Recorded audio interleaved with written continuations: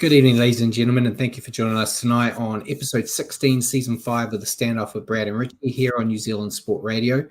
We're here live Wednesdays on Facebook and YouTube throughout the season. Evening, Richie.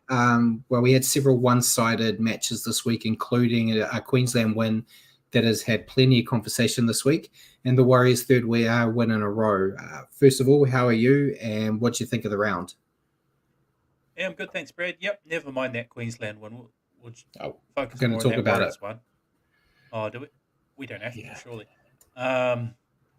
Doing well though, mate. Obviously the Warriors one was great.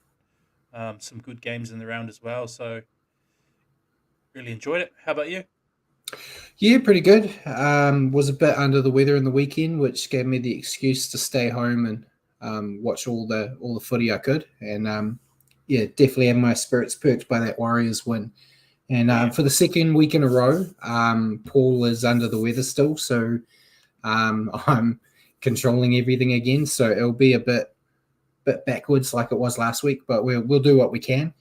And while we're here live on Wednesday evenings, you can catch our show at your convenience on iHeartRadio and Spotify.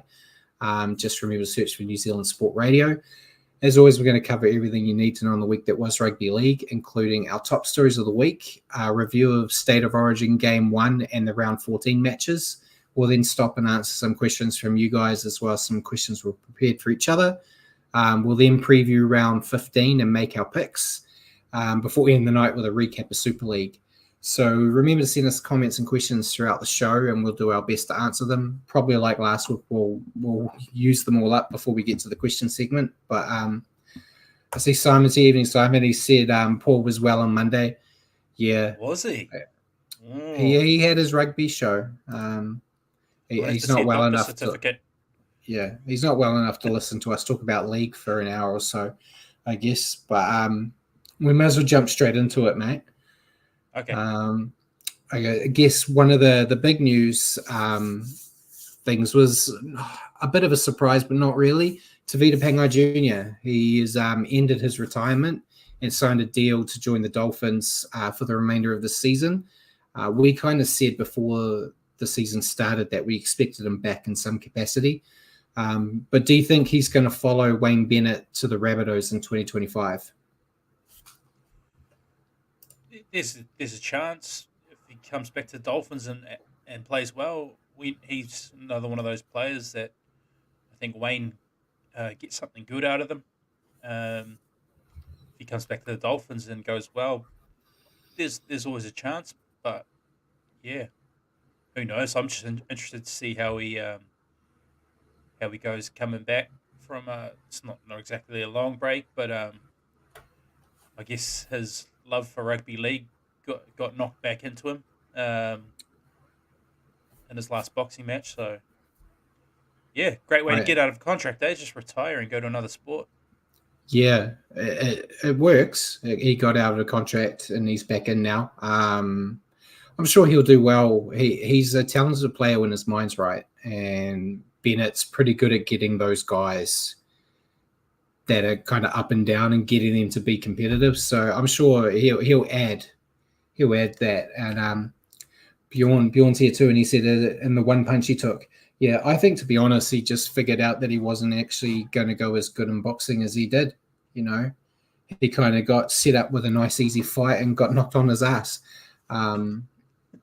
So yeah, I think he may have decided rugby league and listening to those halfbacks that he hates so much was the easier way. So we'll see how he goes. I don't think he's in the squad this week because I think he hasn't even started training with them yet. I didn't check actually. I was meant to. I'm going to do it now because we got time. They're playing tomorrow. He's not in the squad yet. But I expect in the next week or two you'll probably see him come back in. But yeah, we'll move on. The Roosters have handed Brandon Smith a breach notice after he didn't show up to the mid-season review. He said he forgot and was out on brunch with his mum and partner and had left his phone at home. He has been dropped from this week's game for the Roosters, which, judging by his comments on his show he does with James Graham, he was worried that might happen, but it kind of sounded like he may have thought that the breach would be enough. But what's your take? I know there's been lots of rumors about Brandon at the moment, which we don't need to go into because it's just all scuttlebutt. But yeah, what's your take on Brandon and what's going on at the Roosters with him? Yeah, I don't know. I don't know. I don't want to speculate too much, but going out, who goes out and leaves their phone at home nowadays? I think phones never leave people's side. Yeah, similar to what Simon said, I think in his thing he said that he's had a bit of stick from the missus about always being on his phone. So he was leaving it home to show that he was being all about her, which is good and it's a good notion, I guess. I'm probably not the best to talk about treating your partner well, but yeah, it's a pretty big stuff up to miss the mid-season review. Yeah, I guess where I'm coming from is kind of what Bjorn's alluding to as well. Did his dog also eat his homework? Sounds a little bit like stories, um, making up stories. How do you miss something big like that? Surely that's drummed into them. It's something they must be a part of and must turn up for, and then he doesn't turn up and conveniently left his phone at home. Yeah, I'm I don't pretty know. sure that that's probably a big thing on their calendar as Yeah, well. So yeah, something doesn't smell right with it to me, but I guess we'll find out. You reckon he'll just be dropped for the 1 week or like an AFB type thing? well, yeah, more than likely, but yeah, we'll see. We'll see how seriously the Roosters take it. Yeah. And Amantis has jumped on and said, I think it was a little weak from Brandon to oust his misses. He hasn't matured from the clown of the class, needs some good support. There's more to it. Yeah, I think that was kind of always the question mark around him when it was announced he was going to the Roosters, because it always felt like when he was with the Storm, my camera fell down. Oh, you just noticed. Yeah, just noticed. Sorry, I wasn't paying attention. With Craig Bellamy, kind of was good at keeping him in the reins, and like within reason, he still had his fair share of stuff ups at the Storm, but it feels like the Roosters are more of you expect the experienced players to kind of look after themselves, where he's still acting like your Terrell Mays and your young guys, which yeah, he needs to sort out if he actually wants to stay there long term, because the Roosters aren't that kind of outfit. Yeah. But yeah, we'll see if it's going to be an ongoing story or not. So we'll move on for now with another player that's causing some friction. Lachlan Galvin, the 18-year-old from the Tigers, his management and family have apparently reportedly requested a release from his deal at the Tigers several times.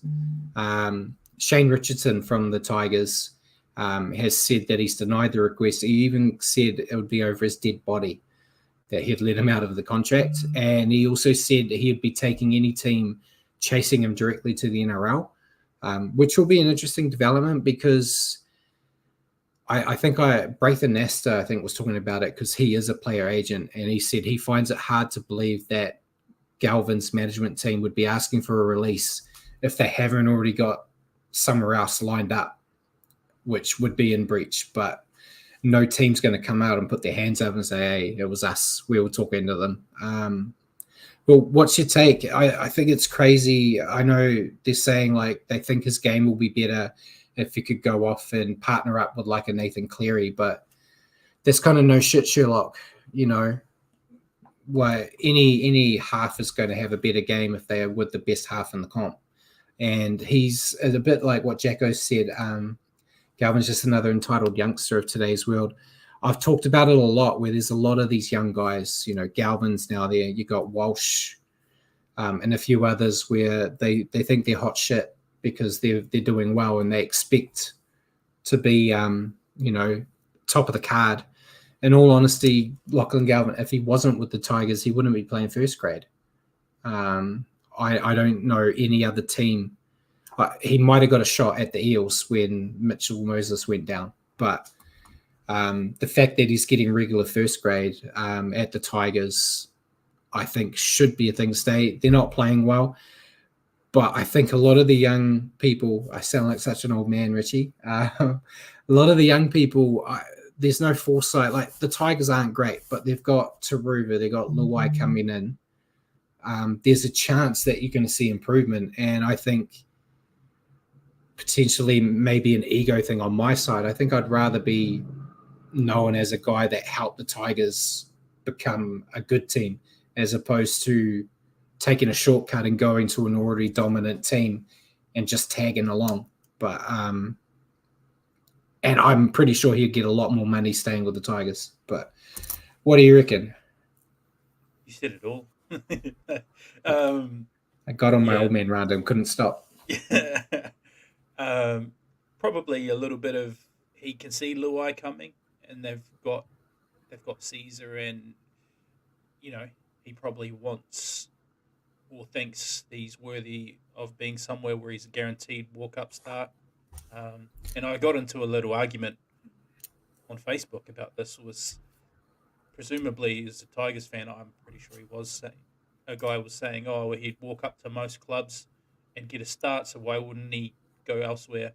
He included the Warriors in that list, and I said, well, we've got Metcalf, Sean Johnson, Tamati Martin, Chanel Harris. I'm pretty sure he wouldn't walk up and start here. And he said, well, he's better than 75% of all your hopeless halves. I don't know why I got drawn into that. You always get baited into those. Maybe wow. Yes, I know, I do. I don't know. Maybe a bit of entitlement. There's been a bit said about his agent as well, because isn't he Isaac Moses client, and people are a bit wary about his dodgy dealings. So yeah, and I saw Amanda said, to be fair, the Tigers are a mess. Galvin would have saw what occurred with Luke Brooks. So I know he owes the Tigers for getting his development and start there, but you only have a limited time in the NRL. The Tigers are a mess, but they're kind of organising their mess. A lot of the problems they still got is from the previous guys in charge that they got rid of. Like we've got Stefano in his contract that has all these out clauses that was from the previous management. And it's by the time his current deal with the Tigers is out, like Jacko said, he's going to be 20. And as great as it would be, like you just said, I don't see any other team in the comp that would have him in a position higher than what the Tigers have, where he's a focal point of their attack, where he'd be playing reserve grade at every other club. So it's one of those things. Does he get his wish, get out of the Tigers, go to, say, the Panthers, plays his 2 games a year when Cleary's playing Origin, and then does he get unhappy with that and then go again? Because he's like, I'm never getting to play first grade, and ends up in Super League and everyone forgets who he is in a couple of years. That is a risk. But if the Tigers are staying firm, he's kind of stuck. There's nothing he can do. And then if he decides to shit the bed to try to get out of it, that doesn't make you more desirable for other clubs. Because if it shows that when things don't go your way, you throw your toys, that's not an exciting thing for a team to want to pick up. So it'll be interesting. And then, and that last part, as you mentioned, his manager's Isaac Moses, which half the teams in the comp refuse to sign any players that are linked with him. So that kind of narrows down who he can go to anyway. So it's going to be interesting. But yeah, I think these when these young guys, they've got all the talent in the world, but they've been brought up never getting told no. So I think that's the issue. So we'll see. It's going to be an exciting time, and the Tigers always have to be involved in this show. and every media show, which kind of adds to the next bit, which was all this talk around Galvin wanting out and everything is adding more fuel to the fire with the media in Australia, criticizing the decision and making Benji Marshall the coach. I think it might have been Crawley, I think, said that they need to sack him and bring in Brad Arthur. We talked at length when they announced Benji, and in Benji's defense, he wasn't meant to be the coach yet. The whole plan, they had the plan where it was like 2 to 3 years with Tim Sheens in charge teaching Benji, and then Benji takes over, and then the Tigers, the old management, sacked Sheens and threw him in. So he's been thrown in the deep end, but I still think he's got qualities that can help the Tigers out. Push come to shove, I'd rather Benji Marshall as my coach than Trent Barrett, let's just say. Yep. But yeah, it's hard. He's got I don't know. What do you reckon? Do you reckon they just sack Benji and start again? No one's going to come and coach the Tigers as well. Yeah, they got to give him some time in the saddle. Especially an outfit like the Tigers, you can't expect. Well, you shouldn't expect an immediate. What are you expecting? They've won the wooden spoon a couple times in a row now. You're not going to be a premiership contender right off the bat by throwing a rookie coach. And we weren't far away, to be fair. We were, similar to the Warriors when we brought in Webby, but that's very much the exception and not the rule. Benji's going to need time in the saddle, and they need to lay foundations. Similar to what we've seen with the Bulldogs. They brought in Gus Gould, and he's got his hands on them, and now they've got Serraldo, and it took a year for him with tough results, and now they're starting to turn a corner by the looks of things. So it's not an overnight thing by any means. Yeah, and Simon said he thinks they need to stick with Benji because if they're second now, they're not likely to attract anyone decent. I think you got to give him time. And Jacko said maybe bring Arthur in as a coaching director or something. I think they need to give him help. He had Sheens, that was the plan. But if you can get a guy like a Brad Arthur or someone who has that coaching experience to come and help, we're going in the Wayback Machine, mate. You look at when Ivan Cleary started a gig as the Warriors' first grade coach, the Warriors invested money and resources into supporting Cleary. They had John Hart, the old All Blacks coach. He was brought in to help guide Cleary as he was starting being coach, and they had all these people around him to help him. I'm not saying that's why he is the coach he is now, but if he was just thrown in the deep end with a team that wasn't that pretty on paper, very similar to the Benji scenario, he could have fallen off the wayside and been a guy, that as a coach for 6 months and never seen of again. So you got to give support. It's just trying to find people that are willing to do it. Like Jacko said, Eels were a hell of a mess. Arthur turned them around, and so he has the experience. 100%. I just don't want to see Benji sacked because all the media have been harping on about it. I think he's doing the best he can. He hasn't got a lot of coaching experience, but it's not really his fault that they gave him the job. It looked like he was very desperate to be in there helping the Tigers get back. But it's going to take time. And I think once they've got those big names coming in next year, there's going to be a bit more help for him there. But it's a long process. They were severely broken for a long time. It's going to take a lot of time to get them back to being competitive. And we've seen them in glimpses this year, mate, where they've shown it. It's just they've had a hell of a shocking run at the moment. But time will tell. We'll move on. Otherwise, this will be a Tigers podcast, mate. Next one, we'll get in some Warriors for a bit. Jazz Tavanga has stated that he wishes to remain with the Warriors, but he's only been offered a reduced contract at the moment, and that his form for the remainder of the season would decide his fate. What do you want Jazz to stay? You want him to go? No, no, I'd love him to stay, mate. I'm a big fan. A couple of weeks ago, I think it was at the Panthers game, and he just went absolutely bananas. We know he has that in them, has that in him. Um, it's just he's had a couple of injuries here and there that have sort of halted his progress. But I like his energy off the bench and having him play through the middle. He's a bit more mobile than some of the bigger bodies, which kind of suits today's game. And but he maintains that level of aggression and plays well above his weight. So he seems to have like always the complaint with Jazz was people would say he was a bit of a hothead. He gave away a few too many penalties and mistakes, but I feel like under Webby he's really ironed that out of his game. And He has. yeah, if he just stays injury free and keeps his spot on the bench, um, yeah, I really like him.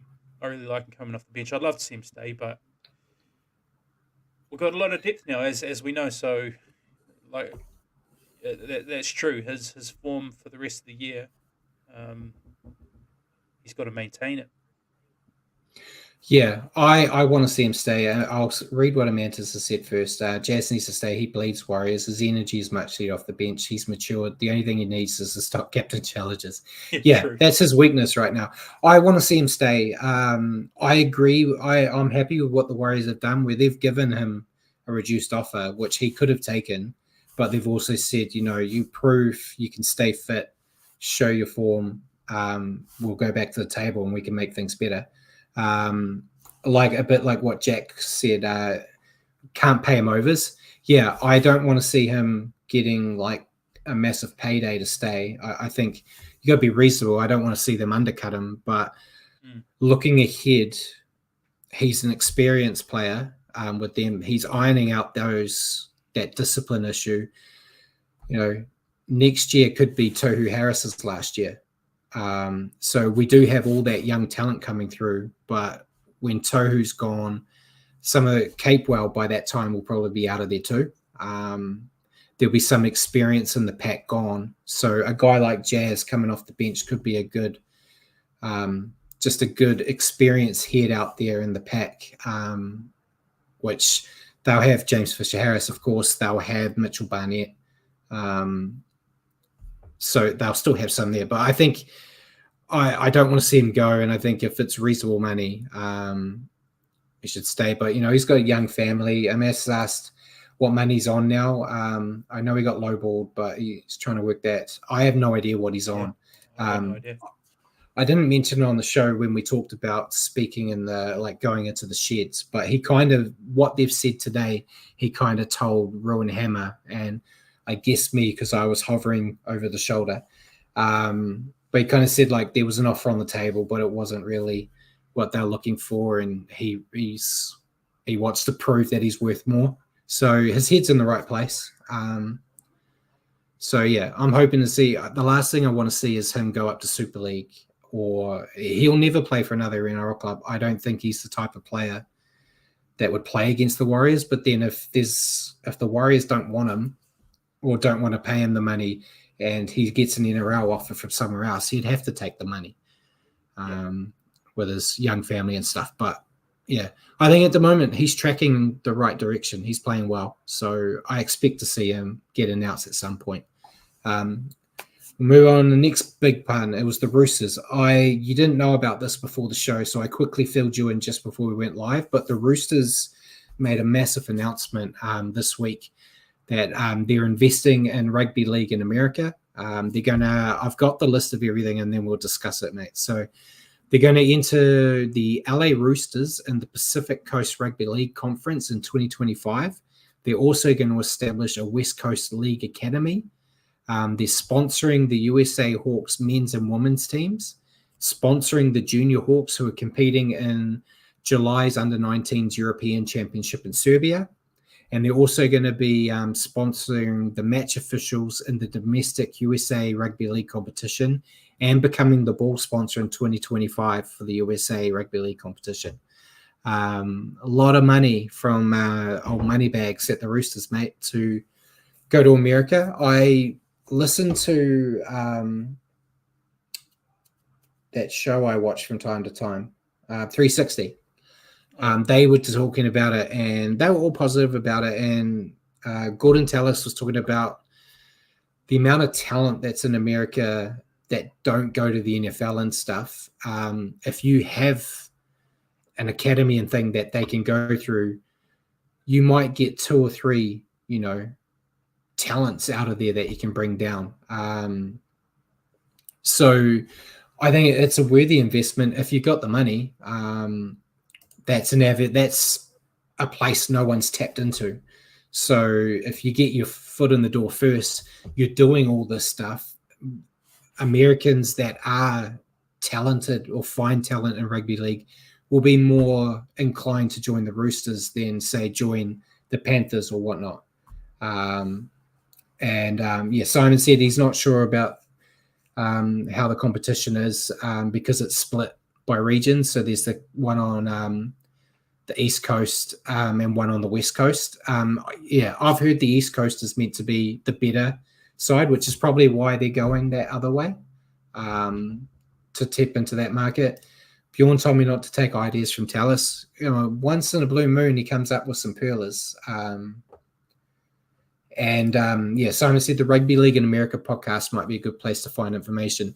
Yeah, I have to look into that to see if they've talked about it yet. And Jagger said unions build a good foothold in USA. Yeah, it's again another step for the NRL trying to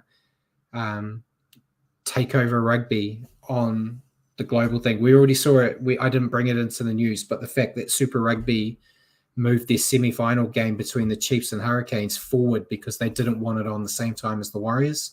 That's like a little win for league, I guess. But yeah, we'll see. Like Simon's questioning like how American football, but they might not be able to jump over. That's true as well. But that's, I guess, what they got the academy. You can just try. Worst case scenario is the player's not good and you send them on their way. It's not like you're throwing them straight into NRL. So I don't mind it. I always harp on about the internationals and trying to develop the game at, worst case scenario, you might not get any NRL players out of it, but you could help make it the American Rugby League team at least a little bit competitive. But what do you reckon, Matt? Yeah, like you said, I didn't really know about it until you brought it up. So my initial reaction, yeah, it's pretty cool that they're reaching out and looking to help development in any way they can throw some money at developing their league over there. That's pretty cool. I don't know. Like Jacko said, the union competition over there is getting a bit better there now, and they've got a few major league teams with quite a few expat Kiwis and Aussies and that playing there to lift the quality of it. But I always just feel like NFL will always be the big sort of combative sport over there, and it's cool to develop these things, but they'll always just be getting the next tier down where the elite athletes will look for the big money in the NFL, and then what rugby and rugby league will get will be people who never made it there. Yeah, and Jacko said Hold the Ball knows all about American League, so check it out. Yeah, I might flick him a message and see if he knows any more about it to see what intel he can give. And like Simon says, he thinks a smarter thing would be to develop rugby league in high schools in America instead of changing over as adult men and women. That would be harder, I think. It's American football and hockey, and that is so ingrained in the high schools. That's kind of what you do. But there was a great documentary I watched, Matt, you might know about, with WWE Wrestling.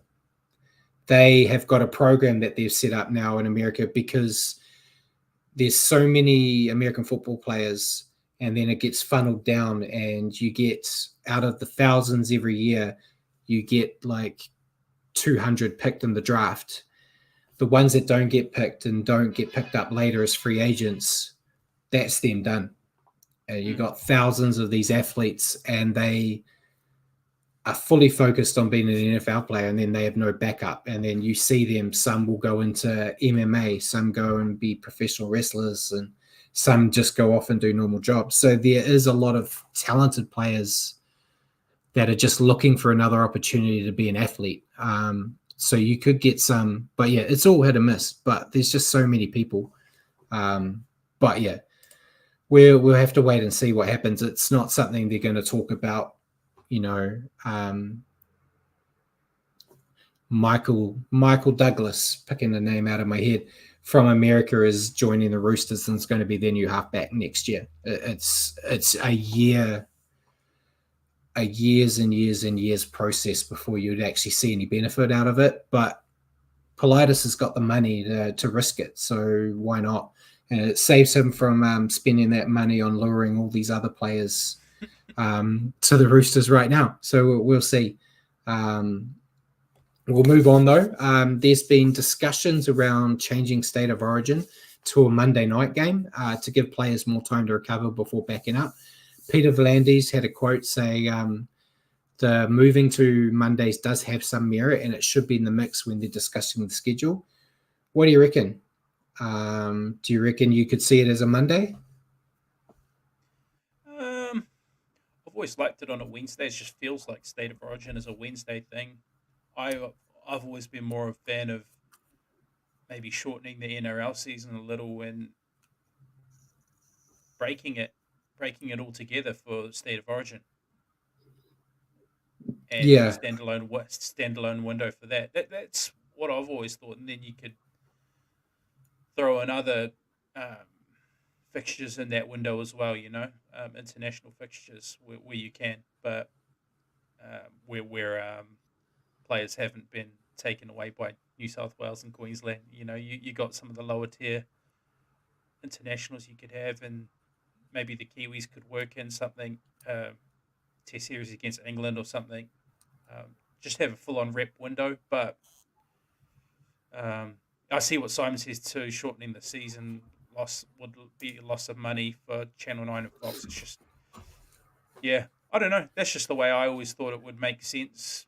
Probably not money-wise, obviously, but especially when you're looking at expanding the NRL, every team plays each other once and then final series.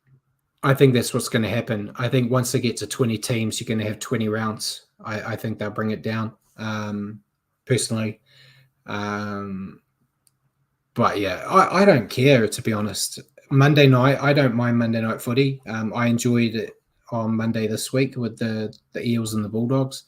Wednesday, it's really only something I think that fans or teams would talk about if they're severely affected by Origin.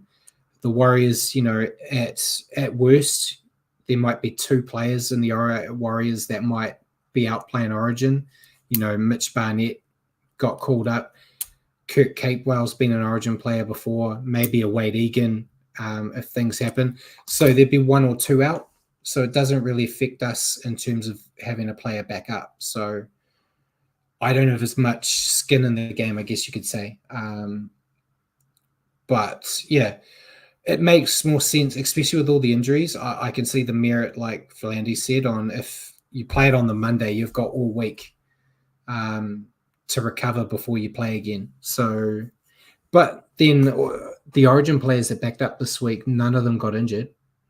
So, it's hard to say. But yeah, I guess it's something. It's not really up to Peter V'landys as much as he says. It's up to Fox. They kind of dictate what happens with Origin because that's their money earner of the NRL campaigns. So they dictate when it's best for them. So I guess we'll wait to see. But we'll move on to one I know you want to talk about. There's been lots of discussions about Joseph Suaalii's red card in Origin. I know you've got a question relating to it, but some were saying it's too severe and that it ruined the game, while others have said it was a fair decision and have praised the official for making the call. I saw a quote with Peter V'landys today saying that he thinks it's ludicrous that people expect the NRL rules to be thrown away for Origin, saying that should be the same. So he's perfectly fine with the call. Simon, before we move on, Simon said he thought it was Channel 9 News dictate the state of Origin. I don't actually know who has it in Australia. I thought it was Fox. I watch it on the monopoly that's Sky over here. So your take, mate, you're probably more invested in this red card decision as a New South Welsh supporter. What do you reckon? It's probably a red card, isn't it? It's a send-off. It was a great tackle. It was a great tackle if you hit him a little lower, but that's another. The thing is, people have come out saying they're targeting him. Of course, they're targeting him. It's Reece Walsh. They know the threat he possesses. They want to move up quickly and cut off his time sweeping out the back. I don't think he intended to target him in a manner that was going to injure him and then produce a send-off.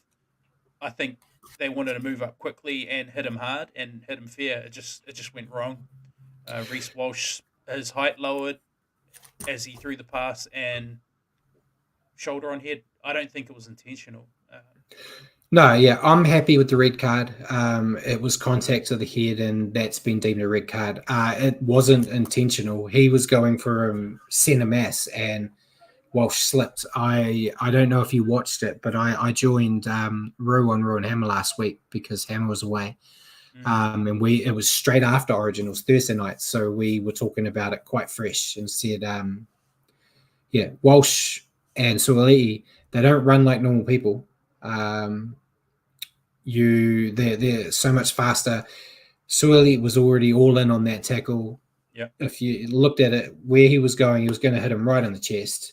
And it was just the fact that he slipped that it went wrong. But shit happens. That still is a contact to the head, as we know. So yeah, I was happy with the red card. We will go on. We'll talk about it because you just mentioned it. Kevin Walters has added to the discussion, saying that it's the second time Reece Walsh has been targeted.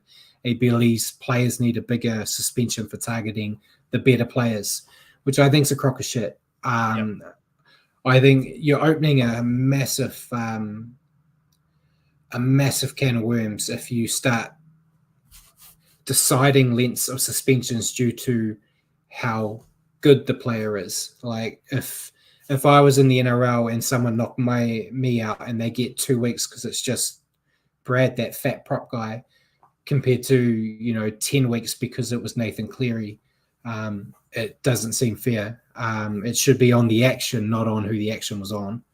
And yeah, Bjorn said it was a tackle Brad would have been proud of. I thought it was an amazing tackle. I loved it, but I do still agree that it was a red card because contact to the head. But yeah, what do you reckon? You kind of mentioned the targeting. All top players get targeted. It's ridiculous. You don't go like we look at the Warriors. You don't look at the Warriors and go, we're going to leave Sean alone because he's their best player. We'll just leave him alone because we don't want to affect him. No, you're going to go, we need to get in on Sean fast so he doesn't have any space to carve us up. Yep. Same thing with Walsh. It's probably more dangerous with Walsh because of how electric he is. That's what they did. They tried to get in early. He did the Tedesco slip, and it all went wrong. And that's what teams try and do when they come up against Walsh. That's the only way you're going to negate him. We saw it earlier in the year when Taylor May rushed up on him and got it wrong and ended up breaking his eye socket through a head clash. That as long as Reece Walsh plays and he does those sweeps around the back, he's going to have centres sprinting up on him to try and cut him off. Yeah, that's just the way it is. Yeah. I think they're fine. We'll talk about it later, but Suoliti pleaded guilty and he got his ban. But I think it was a fair enough ban as well. But and like Jack said, Walty's just shitty because Walsh had to miss a game. He's missing 2. He's given him 2 weeks off for it. So he's going to be just back in time for Origin 2. We might get knocked out again. We don't know. The next centre, whoever is centre there, does the exact same thing. And then you could probably put the tinfoil hat on and say it's a conspiracy. We'll move on. Continuing with New South Wales, I guess Michael Maguire's told the Eels he's not interested in their head coaching role as he's focused on New South Wales. Surprise, surprise. Yeah, I think any talk of him being able to do both roles would have quickly been stopped after that loss. If they had won, they might have said, "Oh, look, they're fine. He can do both." But he's under the pump already. You know how New South Wales are. So, yeah, he needs to focus on that. Moving on, Queensland women have levelled the women's state of origin, mate. They won 11-10 in what was a more enjoyable game to watch than the men's one, at least. The decider is going to be played in Townsville on the 27th of July. And then before we get into the signing news, this week is Beanie for Brain Cancer round in the NRL. If you go to the NRL website or any live games this round, you can buy a beanie. I need to confirm that you can do it in any live game, because I know last year you could buy them at every game in Australia, but you couldn't buy them here in New Zealand, because I was going to buy one because, as you know, I wear beanies all the time, so I'll be happily grabbing one. But yeah, all the proceeds go to the Mark Hughes Foundation to work on research. And before we move into signings, Bjorn said, "Do you have Millie Cam?" Yep, I always do. I thought she played all right. Not as good as I expected, but yeah, she played fine. I'm not allowed to talk about it. I don't know if the missus is watching or not. Careful what you say, Brad. Yeah. So, yeah, I thought she played well, and I'm really looking forward to the New Zealand Warriors having their women's team in again, because we'll get Millie playing at Mount Smart at some point. So the next step in being the stalker, I guess, comes in where you get to see them in person. We'll see. But we'll move on to signings, mate. There was no interesting news. There were 3 extensions. Tyrell Sloan extended to the end of 2026 with the Dragons, Jason Saab until the end of 2029 with the Sea Eagles, and then Junior Palgo till the end of 2027 with the Roosters. But then today, the Titans announced that they signed Wallaby fly half Carter Gordon on a 2-year deal from 2025. I don't follow Union as much as I used to, mate. Do you know anything about Carter Gordon? Some people that are in the know that I've talked to have said that he is a talented young player, good goal kicker, and is a big loss for the Wallabies, but I haven't watched. I think he plays for Melbourne in the Rebels. He did this year, and they ceased to exist now after they got knocked out on the weekend by the Hurricanes. So, hence, I expect to see a few of those players picked up. All of those players are going to be scattering to different places to play. Carter Gordon's a good talent. He's good all-round looking play. Got good speed, got good ball playing. Like you say, he's good kicking game as well. How well that transfers over to league, I don't know. I don't know if he has any background in league coming up through the grades, but he's a good talent in Union, albeit in the Australian rugby system and Wallabies team who been struggling. But it's interesting to see where he might fit into that, and where he fits into that Titans lineup. Yeah, it'd be interesting. It's only a 2-year deal, so it's giving him a chance to find his feet and prove his worth. And if he hits the ground and is doing well, I'm sure he'll get an extension. So good luck to him. And yeah, Simon said going to the Gold Coast Titans is normally a holiday. Yeah, probably not bad to move from Melbourne to Gold Coast for him too. But and before we move on, I saw Jacko said Millie will put a AVO on Brad. Thankfully, she does not know who I am, so I think we'll be fine. I don't harass her on social media or anything like that, so be cool. But we'll move on to injuries, mate. There were quite a few. I just grabbed a couple of big ones. So Josh Curran from the Bulldogs, he had a head knock that saw him stretch it off the field. Didn't look good. They've said he's going to be okay, and thankfully the Bulldogs have a bye this week, so he gets like the week off, and they expect him to be back the following week. Jacob Presser from the Bulldogs also has a suspected broken ankle and is awaiting scans. I looked, I didn't see an update today on if Mm. they confirmed a break or not, but he could spend a bit of time on the sidelines with that. And then, as we already mentioned, Reece Walsh from the Broncos is spending 2 weeks on the sidelines after getting knocked out in Origin.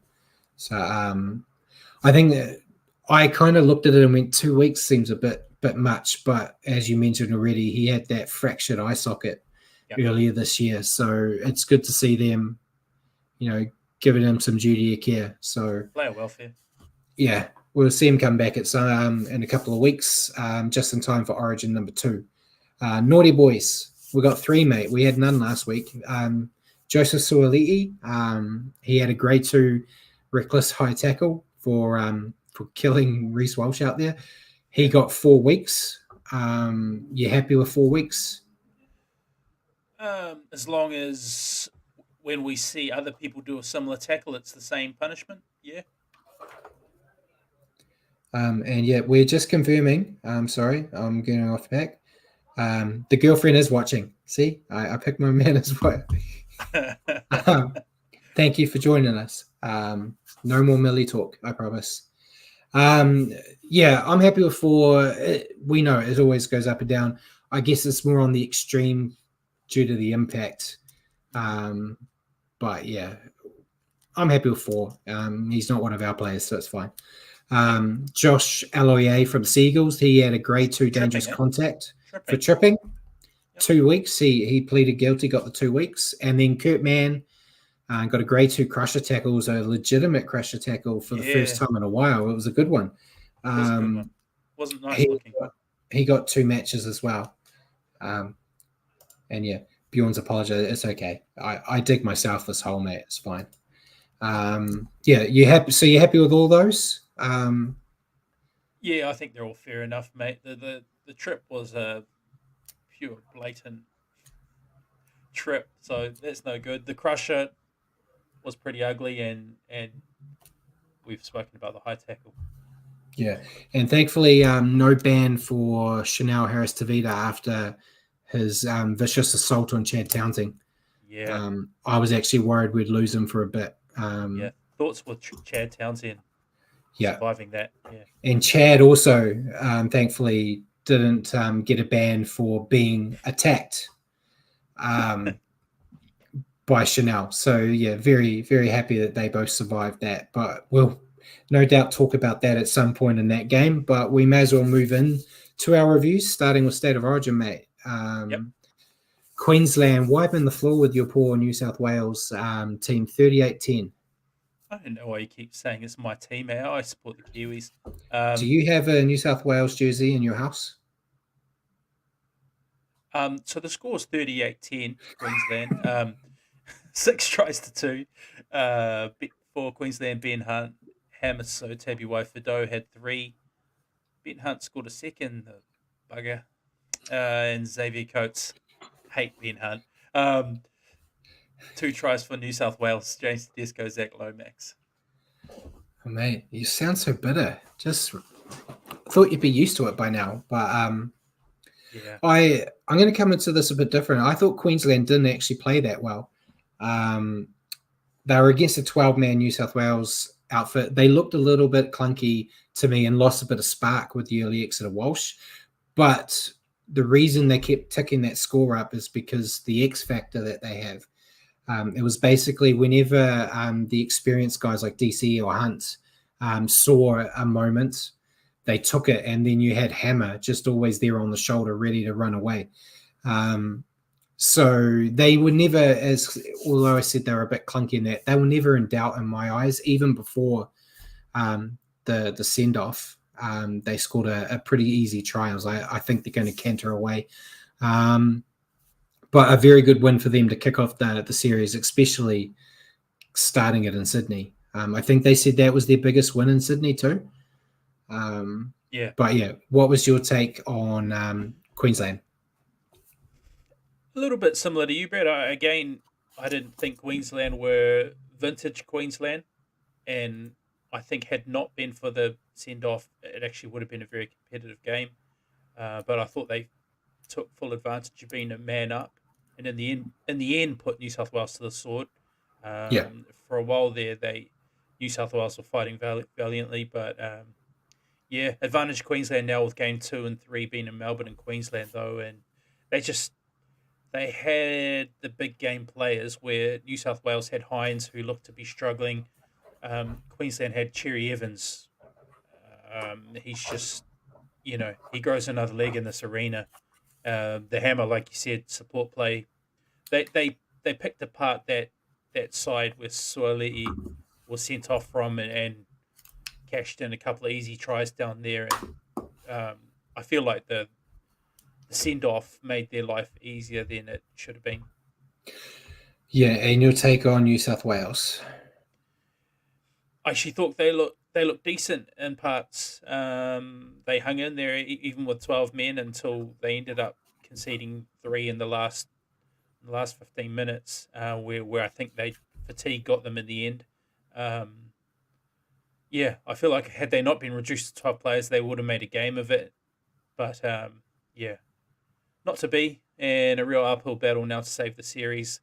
Um, Interesting to see what they do with the lineup. Like I said, Hines again That's, didn't look probably up to that level, even though yeah. he looks great the next level down. But yeah, um, unfortunate, but it is what it is. Yeah. Yeah, as I said, I thought New South Wales didn't actually play that badly. They were competing.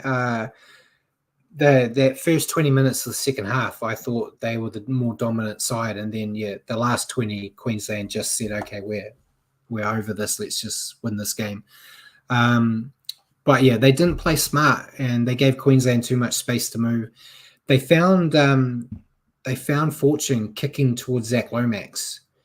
They got a nice try off it, and then Nico and the team never went back to Zach Lomax's side. I thought the moment he got that first try, it's like that's what they're going to do. They're a man down, get it in the air, get it to Lomax, who's good at getting up in the air and getting that ball, and do it that way. But they just decided to go the other way and do like one out running. And Nico, he looked lost at times. There were literal moments where he got the ball and he kind of handed it to someone and was in the way. It looked more like, Mm. brutally honest, it looked like he'd never played a game before, and he didn't know what he was doing out there, which isn't him. He's a hell of a player the next step down, but then it's a different level. And my question to you was about what they do for game 2, so we won't talk about it too much, but I would be surprised if I saw him there again. But that would be just me. It would have been interesting to see what a 13-man team would have done for 80, as it was competitive for even with man down, but there's a lot of work that Madge has to do before game 2. Who'd you pick for your player? You didn't give me your notes, so I don't know if we're copied. Cherry Evans. Cherry Evans. Yeah. I didn't go with him, so you can talk I about thought him he for a was bit. great. Yeah, no, I thought he was great. Controlled things well. He's the right man to execute a game plan, especially when the opposition's been reduced to 12. And then, they picked their moments where they picked apart the team, New South Wales team after that. Hines attempted a 40-20, which was nearly a great one. And then the very next set, DCE said, "This is how you do it." He kicked a Yeah. 40-20. Scored a try as well. I know he didn't even. He set up multiple.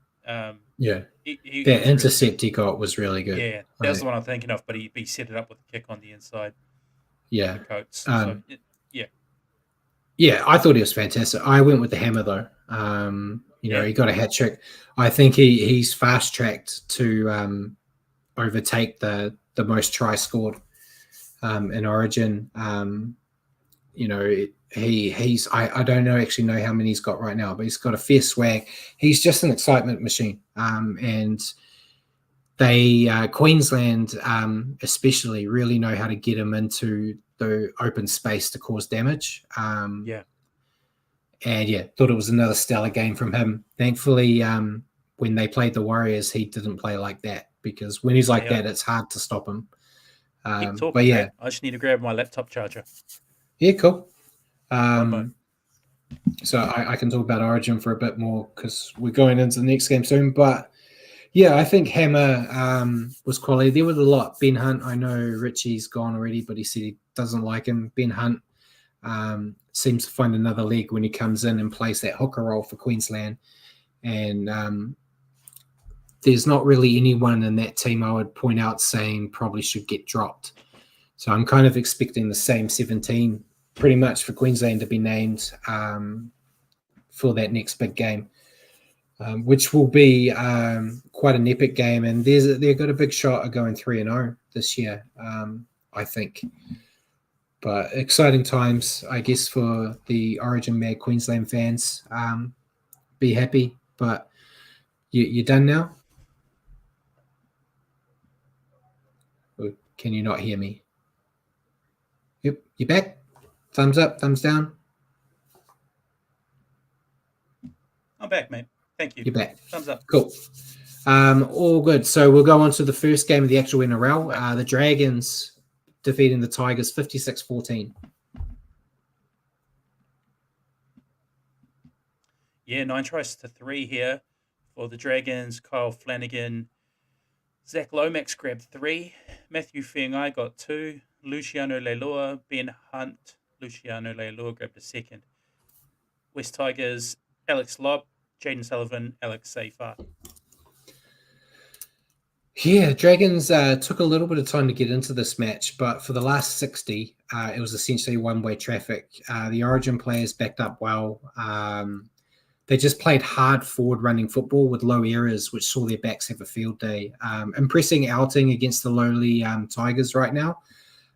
This was a kind of game, I know I harp on about the Dragons all the time, but against the Tigers, you need to do this. But this could have easily been taking your foot off the gas and beating them by like 2 tries. So the fact that they put a cricket score on them, I think was well commended. Very impressive from that bloody Dragons team. Your thoughts on the Dragons? Yeah, I thought it was an arm wrestle in the first 40, but in the second, the Dragons put the foot down. Absolute clinic from Zach Lomax, as I said during the scoring there. Hat trick of tries and 10 from 10 from the boot. Yeah, I think that was a record for most points in a match from a Dragons player as well, if I'm not mistaken. But yeah, they looked really good in that second half. Your take on the poor old Tigers? Yeah, horrible viewing. Luckily, I'm not a Tigers supporter. The soft underbelly we've become accustomed to in the past few years was on full display in that second half. Yeah, if they don't right the ship, could be another wooden utensil waiting for them at the end of the year. Like Jacko said, endangered species. I feel like the NRL's already created it out to them, to be honest. But yeah, it was a shocking display from the Tigers here. Too many errors, poor discipline, and no direction on attack. A lot of issues right now, as we talked about in the news. And it's a long way from getting most of those fixed. So it's really just trying to make sure the boat stays afloat until help comes along. Your player to stand out? Had to be. Yeah, there's only one, Zach Lomax. Yeah, I picked him too. As you said, most points by a Dragon, I believe, in a game. 100% at the kicking tee, just constantly a threat. Yeah, thought he was fantastic. Yep. Next game, the first game on Saturday, the Rabbitohs defeating the Titans 46-12. Yeah, more like it from the Rabbitohs. 8 tries to 2. Latrell Mitchell, Jacob Gagai, Richie Kenner, Cody Walker with 2, Tommy Burgess, Dave Moale, and Jack Whiten were the try scorers for the Titans. Lofiana Camperera and David Fafita. Yeah, another big blowout here. The Rabbits played with purpose with their stars stepping up. Their attack looked more crisp, which it always is, to be honest, when they manage to hold on to the ball. Too late for a run up the ladder, I think, but they're distancing themselves from the wooden spoon at least. And Latrell Mitchell saw that red card in Origin, I think, and decided he was actually going to try to play. So he had a good game too. But your take on the Rabbits? Yeah, easily the best display we've seen from the Rabbitohs this year. Finally, the points are flowing, and they held the Titans to 12 points, which will please them. And yeah, you took the words out of my mouth. Easily Latrell's best showing this year. He had his hand in everything. Yeah, very convenient timing. Yeah, and your take on the Titans? Not too dissimilar from the Tigers. Not great this week from them. Pretty much back to the very poor defense that we had seen from the earlier in the season, and that we're so used to seeing from them season upon season. So, um, they had a month or so there where they actually looked like they were bouncing back, but yeah, back to the bad stuff this week. Yeah, Titans were just never in the hunt for me, with the only highlight for them really being the battle between Fafita and Cody Walker. They were error-prone and struggled to contain the Rabbits, have the talent to pile on points, but just couldn't get it together here. And yeah, still don't know how to defend, which has been, I think, for the last 3 years, their issue. How good was that Fafita versus Cody Walker stuff, though? Yeah. It was entertaining. It's the only thing the Titans won. Yeah. But yeah, you always had that asterisk next to it where no matter how many times he ran over Cody, they were still losing. The Rabbits were still winning. Yeah. So, but yeah, I thought it was a silly move from Cody at the time because there was still a chance for it to be competitive, and it's like you've pissed Fafita off, and he steps up a gear. So the Titans might surprise you and come back, but it wasn't to be. But yeah, it was nice to see Fafita get his try running straight over him, though. Yeah. But, your player to stand out? Yeah, I went Latrell. Yeah, so did I. I thought Latrell was great. He played in a way where you have to consider him for Origin, in my opinion. It's just if he can do that again. If it's a one-time thing, it could be an issue. Jacko's actually made a good point. Rabbits are going to be dangerous spoilers for many teams vying for finals. Yeah, I think they've got no show in hell of even reaching the 8, but they have the potential to stop a lot of other teams from doing the same. So yeah, hopefully they beat the Broncos this week. Yeah, there's a few teams that they could really spoil the apple cart, which makes it interesting, especially when it's as close as it is.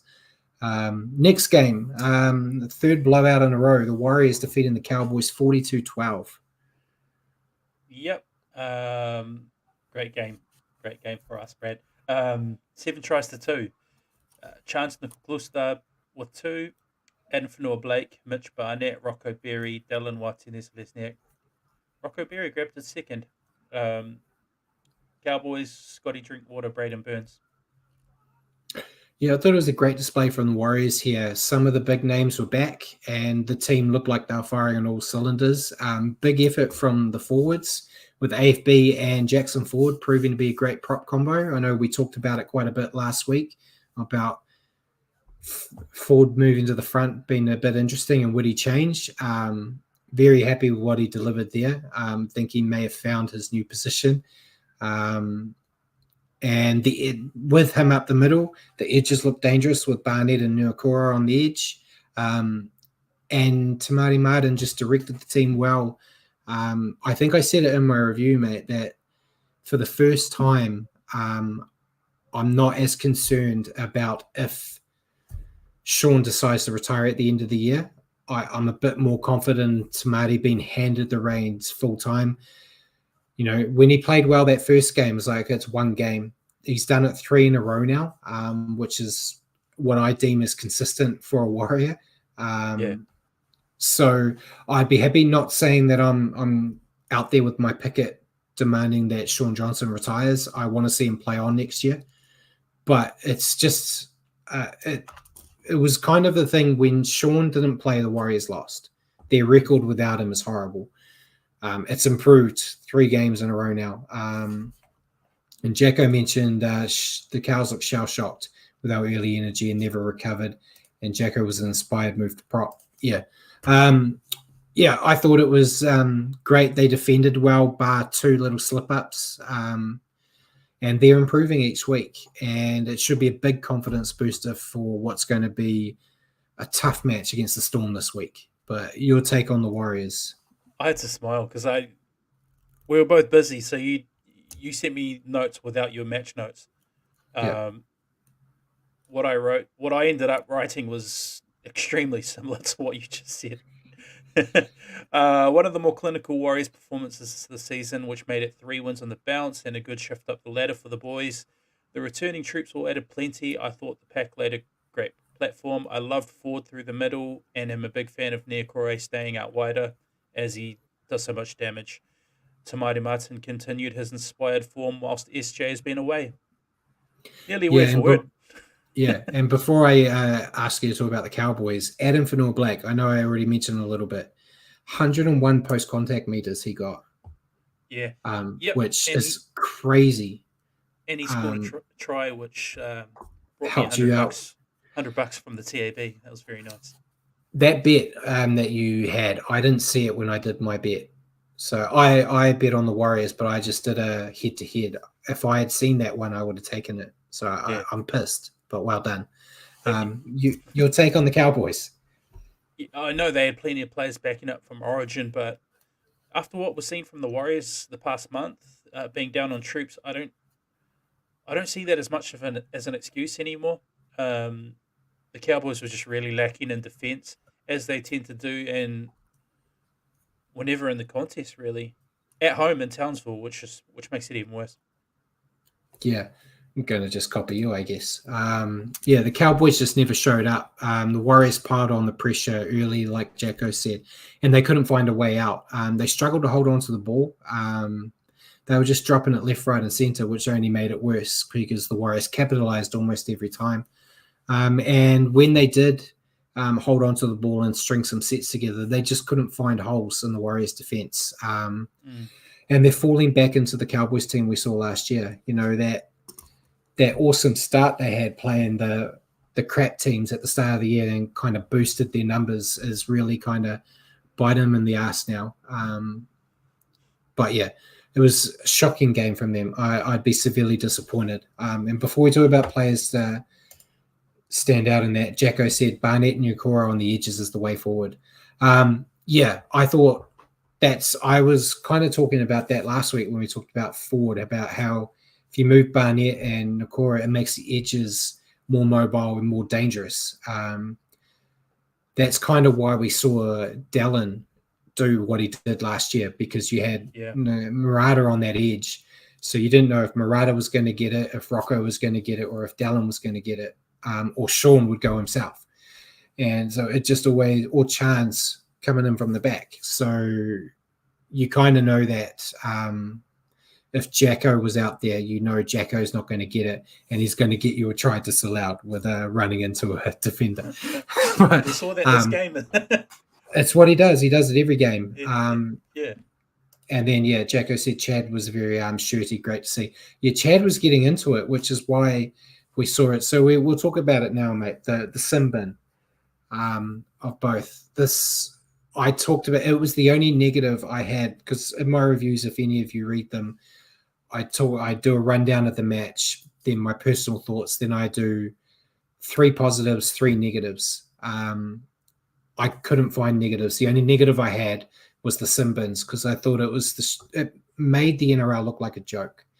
It was bad enough. We talked about last year when Murata got sin binned for his, slapping of the face thing that he did to Fafita when he was kind of pushing him away. It was just, I think Graham Elsley talked about it, where he kind of didn't say it was the wrong call. He was trying to defend his ref, but he kind of said it was just the players taking it on themselves to get a bit too niggly, and it was a way to stop them harping on, which I see that point of view, but I think you could have got the same effect by just pulling the two aside and saying, sort your shit out, or I'm going to send someone to the bin. That's usually what happens before the sin bin, but he jumped straight to sin bin. which kind of Jacko said for some unknown reason the ref just lost control. Yeah, I think he was worried that the game was going to erupt into something, so he was like, "I'm going to stop this now with a stupid call." If you wanted to be on the ref side, you could argue Chanel Simbin and say he dropped the ball on Chad and it was trying to egg him on to start a fight, maybe. But Chad was lying on the ground and got hit by a ball. There was no argument for why he would get Simbin. I thought it was ridiculous. And yeah, Bjorn said the Simbin wasn't just that one incident. He carried on because they had a push and shove just before that. But yeah, I still think that's when you see the experienced refs, because I don't like Ziggy. I'll say it on the show. I don't think he's actually very good. And that's why he spent 80% of this year being a touch judge. He's back to being a touch judge this week, mate. If you had one of the top tier refs, they would have pulled them aside and said, look, over there was push and shove. You just tried some shit here. Next time you do it, I'm sending you. And then it wouldn't happen anymore. Same reaction without a Simbin. That the game was already over anyway. But you imagine if the Warriors or the Cowboys are only a try ahead at that point, and then that happens. And yeah, Jacko said actually it was contact to the head. So yeah, it's ridiculous. Depends who you ask if the game's over at that point too, Brad, because the commentators thought the Cowboys were still in it with 8 to go when they were 5 tries behind. That's true. Greg Alexander was very confident that the Cowboys could make a miraculous comeback. But yeah, your player to stand out. I went to Mighty Martin. Yeah, so did I. Brilliant. It was a game where there were 3 or 4 you could have picked, and I wouldn't argue. But yeah, I thought Tamati, I think in my review, I said there were 7 tries by the Warriors. Tamati had the last pass in 5 of them and set up one with a kick. The only one he didn't have a hand on was probably the highlight reel one, which was the tap back from Dallin. But yeah, he had his his finger in the pie for everything. And I just want to see this week that they still let him do some stuff and he doesn't get relegated to just being the invisible man that we saw at the beginning of the year when Sean was doing everything. Interviews with Webby this week have been confident that they're sharing the load more. That's the game plan. So fingers crossed. I don't want to see either of them overdo the other one. I want it to be a bit more balanced. And yeah, Jacko commented with you as well. Yeah. Brandy thought the Cows could score 5 tries with less than 8 to go, and he hates his old team. And Amantis did the 3-2-1. Tamati got the 3, Ford got the 2, and CNK got the 1. I would agree with that. That's pretty good. I didn't do that. Who did I do? We got no one here. Paul's not watching us, mate. I'm bringing up my spreadsheet. When it wants to load, we'll just jibber jabber while we're waiting, mate. I have a spreadsheet where I keep every result, try scorers. I picked my 3 players. My 3 players that I thought got the 3-2-1s, and then I put my player I think needs to improve. So who did I go with? I went with Tamati with 3, Chance with 2, and Dallin with 1. So I was just very back heavy for once. And I probably should have given it to Jackson Ford, to be honest, instead of Dallin. And I picked no one to improve. I couldn't pick a player that I thought let the side down. So that's what I did for there. Jacko said Jacko man of the match. Yeah, it's hard to argue. I thought he was fantastic as well. He's definitely showing what he's got, what it takes up the front. And he's a big unit too. So it works. And he's got a hell of an engine on him. He could play in the front row for 80, I think, if you asked him to.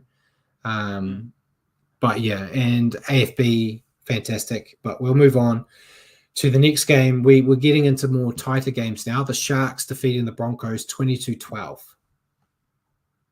Yes, they did. And it was 4 tries to 2 for the Sharks. Siosifa Talakai, Sione Katoa, Braden Trindle, and Blake Brayley. For the Broncos, Patrick Carrigan and Tyson Smoothie. Um, And then, yeah, so for the Sharks, the first close game of the round, and the Sharks finally have got themselves back on track, was a pretty even contest if you looked at all the stats. They had a bit of work to do, the old Sharkies, in the second half to get this win, but they looked dangerous on attack and improved their defense. A big scalp for them to get without Nico Hines too. We just have to wait and see if this was an upset or if the Sharks are actually going back to that form we saw a few weeks ago. But your take on the Sharks? Yeah, I thought it was a huge second half from the Sharks. Three try burst right after halftime really put them in the driver's seat, and they never relinquished that momentum.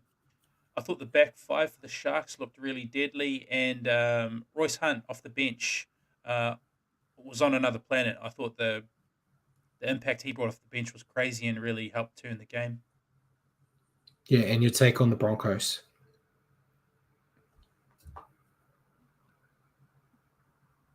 Can you hear me? Yeah, now I Yeah, can. your take on the Broncos? Did you get all my Sharks take? Yeah. Okay. Yeah, good start from the Broncos, but they faded horribly in this one and ended up suffering a second loss in a row at home. Yeah, I'm not too displeased because we're in competition with them, and I don't, I don't really like the Broncos. But yeah, just a few kind of subpar performances from some of their players. I thought they were outdone in the back five by the Sharks. I thought all the Sharks back centers and wingers were really good, whereas for the Broncos, I thought Tristan Saylor and Dean Mariner had below par performances, and that was kind of the difference. Yeah, I thought the Broncos looked good in the first half, but fatigue appeared to come into the match for them in the second. And when they found themselves playing catch up, they just lacked the X factor players to get back into the contest. And simply put, it could just be another game that they regret losing at the back end of the season. When we look at the ladder later, they're kind of falling from grace quickly. Your player to stand out? So I found it really hard to split between Sione Katoa and Royce Hunt. I went with Royce Hunt because he really swung the game off the bench. He's just making massive busts and breaking heaps of tackles. Yeah, like I said, I thought Sione Katoa was great as well. Most of their back line was really good. I went with Talakai. I Yeah, thought well, him Talakai too. was. He was fantastic. Yeah, I thought he was fantastic. He set up a nice try, scored one. He's really found his groove again after kind of falling out of favor last year. So, but yeah, Royce Hunt, I know we didn't talk about it in the news, but there's rumors that the Sharks have told Royce that he's kind of free to find another club if he can. And he was a player I had my eye on for the Warriors before James Fisher-Harris was announced. As a guy you could probably get to come to New Zealand at an okay price that could kind of fill a role. I wouldn't say no to having him. I think the Warriors now that Jackson's doing what he's doing, if he can continue to be a consistent guy up front, you wouldn't have to worry. But I'm sure there's quite a few teams that would be interested in Royce Hunt. Doggies are looking for props at the moment too. So yeah, could be a good pickup for someone if the Sharks don't change their mind and give him back, or tell him he's going to stay. But we'll move on to the next game, mate, on Sunday. Storm defeating the Knights 36-28. Yeah, 6 tries to 5 in this one for the Storm. Nick Meaney had 2. Jerome Hughes, Tyron Wishart, Xavier Coates. Tyron Wishart grabbed a second. For the Knights, Dylan Lucas had 2. Fletcher Sharp, Dane Gagai, and Inari Tuala. Yeah, I thought the Storm were actually under pressure for a lot of this match, but they just kind of stuck to their game plan and nailed their opportunities when they came and hung on, to be honest. I did think they played well. Jerome Hughes and Tyrone Wishart are actually starting to combine together well. And yeah, not much you could say they did wrong. in this game. Very competitive, and it's going to be a tough match for the Warriors this week. Your take on the Mm. Storm? Yeah, I thought it was a tight contest in the first half, with the Storm only grabbing the halftime lead with a try on the siren. They then really pulled away early in the second half before they faded late. I don't know if fatigue set in, but they allowed the Knights to claw back, and then, like you said, Brad, they were hanging on for dear life, and they managed to hold their composure enough to get the result. Yeah, your take on the Knights? Yeah, apart from just before half time, and then the early stage of the second half, the Knights looked pretty good. Um, yeah, it's just that middle portion of the game really allowed the Storm to kick away to a lead that they wouldn't give up. But it wasn't all bad, like I say. Like in the first half, they actually they almost looked a better team and they swooped on chances whenever the Storm gave them chances. I think Dylan Lucas's try came off a Storm drop ball that um, Jackson Hastings picked up and fed Dylan Lucas. Um, they look good with the ball. It's just defensively probably not that great this week. Yeah, and Jacko said Bellyache was furious with individuals' concentration lapses, expect them to be focused on their jobs this week. Yeah, I was actually getting really worried that they were going to lose this game because you don't want to play the Storm after a loss. So thankfully they got the win here, but it was a tough loss for the Knights. They played well, I thought, but they left their run a bit too late. It looked like they almost had the Storm on the ropes at the end. But yeah, just if they'd done it maybe 30 minutes instead of the 20, it might have been a different result here. But it is a step back in the right direction for them after last week's shocking effort. But they've got an even tougher match this week. So it will be interesting to see what happens. Your player to stand out? Yeah, I found it really tricky to pick somebody in this game. I actually went with someone from the losing side. Dan Gagai, I thought, was giving Remus Smith absolute headaches all game. Went close to scoring a number of times and then finally scored in the 65th to put them right back in the game. But yeah, I just thought he looked really deadly on that right edge, and probably as a result of him, Remus Smith probably had a game he want to forget. Yeah, I went with Grant Anderson. I thought he was real solid out there. Set up a couple of tries. I think he ran for the most meters for the Storm. Thought it was a real solid game for him.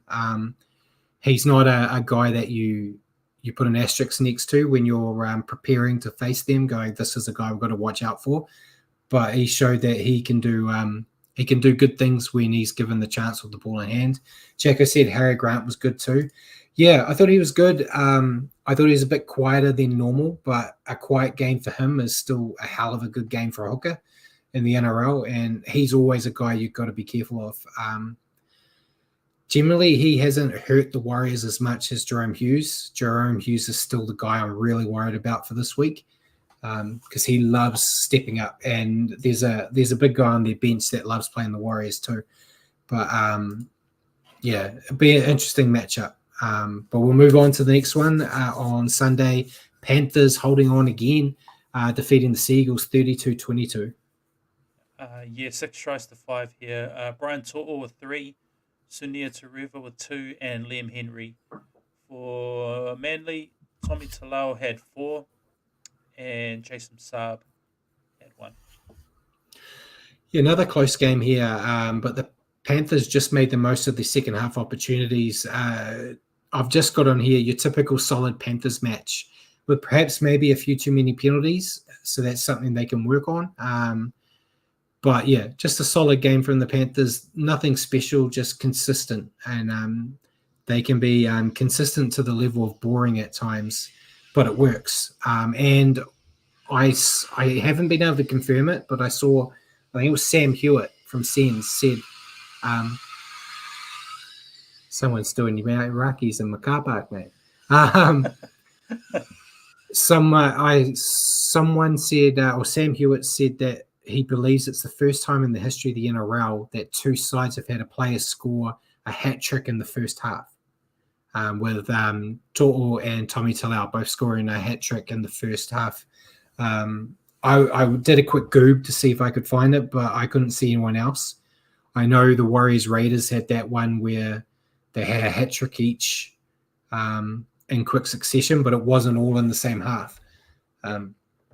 But typical Panthers performance, very hard team to beat. Your take on the Panthers? Yeah, I actually put that in my notes. I thought it was pretty remarkable. I said to my son when it happened, "Is I wonder what would have been paying for two people to score a hat trick in the first half." To'o and Tommy Talau traded hat tricks in a back and forth first half. Talau grabbed the fourth in the second. But yeah, in the end, the Panthers righted the ship and were able to get revenge for their loss to Manly only a few weeks back. Yeah, your take on Seagulls? Yeah, I thought they looked okay here as usual. They brought some attacking tricks to the table, just like a few weeks back when they played the Panthers. Their attacking style seems to give the Panthers a little bit of trouble for whatever reason. That they do spread the ball and throw some shots, so maybe that's it. But yeah, they gave the Panthers a run for their money. It just wasn't enough to topple Penrith at home this time. Yeah, I kind of agree with that. I've got that. The Seagulls didn't really play bad here. They just made a handful of errors and had a shocking night at the kicking tee, which saw them lose, basically. Ruben Garrick, again, he had another shocking night. He was 1 from 5. But a lot of the problems that you could pinpoint for them here are easy fixes, so they should bounce back. Be a tough loss to take, but it wasn't like they got pants like some other teams we saw this week. Your player to stand out? I actually went Dane Lowry in this one. I thought he was really good, stepping in for Dylan Edwards. I always knew Dane Lowry's a talent. It's just I was a bit worried of how the Panthers would go without Dylan Edwards, but they didn't miss a trick. I thought Dane Lowry was really good. Yeah, I cheated and I went with Brian To'o.